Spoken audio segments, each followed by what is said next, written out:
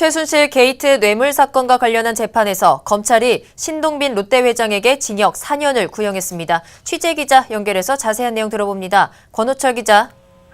네, 저는 지금 서울중앙지방법원에 나와 있습니다. 네, 오늘 현장에 신동빈 회장이 모습을 드러냈네요.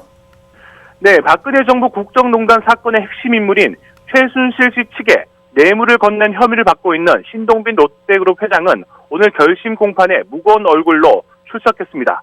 신동빈 회장은 이날 7시간여 동안 진행된 재판 내내 펜을 만지작거리며 긴장감을 숨기지 못했습니다. 검찰의 구형과 최후의 변론이 있는 선고 마지막 재판이기 때문에 여느 때보다 심적 부담이 컸던 것으로 보였습니다. 결국 검찰이 징역 4년을 구형한 것으로 아는데요. 검찰이 내세운 근거는 무엇입니까? 맞습니다. 신동빈 회장은 면세점 사업권 재승인 과정에서 박근혜 전 대통령의 도움을 받는 대가로 70억 원을 최순실 씨 측에 소유한 K스포츠 재단에 전달했다는 혐의를 받아왔습니다. 네. 이 같은 혐의에 대해 결국 검찰이 징역 4년과 추징금 70억 원을 구형했습니다.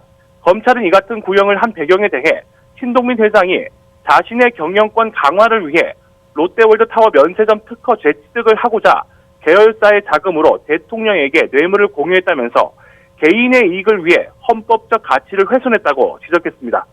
이어 검찰은 정상 참작을 할 이유를 찾지 못했다면서 정경유착을 끊고 롯데그룹의 발전을 위해서라도 신 회장에 대한 엄중한 처벌이 필요하다고 강조했습니다.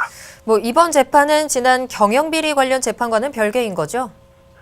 맞습니다. 앞서 신 회장은 지난 10월 롯데 오너일가 경영비리 혐의로 징역 10년을 구형받았으며 오는 22일 선고를 앞두고 있습니다. 여기에 뇌물 공여 혐의로 징역 4년이 추가된 것입니다.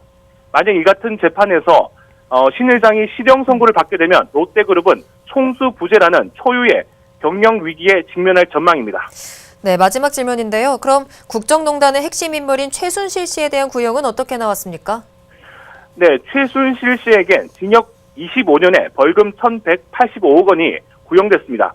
이후 재판 휴정 시간에 최 씨로 추정되는 한 여성이 피고인 대기실에서 비명을 지르는 것을 보아 검찰의 구형에 큰 불만을 갖고 있는 것으로 보입니다.